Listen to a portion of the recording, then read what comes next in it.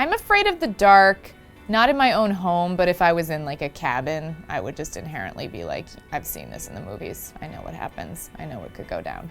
That we should all realize that nobody's perfect. I was definitely the victim of an exorcism. I really backed myself into a corner of shame.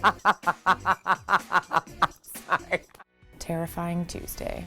My Terrifying Tuesday story is a few years ago I went to this like weird sort of remote part of France with my mom on a trip, and we stayed in this old bed and breakfast, and I had a bedroom upstairs and hers was down the hall, and in the middle of the night I felt like when I was asleep there was like this like woman like laying on top of me.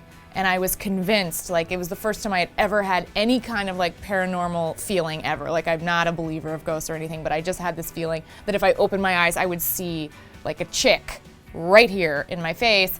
And it scared me so much that for the rest of the trip, I was like, Mom, I know your bed in the other room is like small. Like I think it was like a double bed or something. Not comfortable for two people necessarily.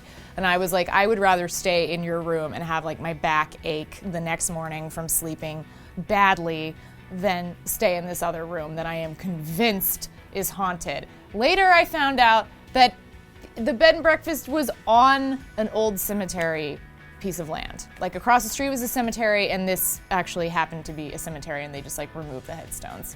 So it was very poltergeist.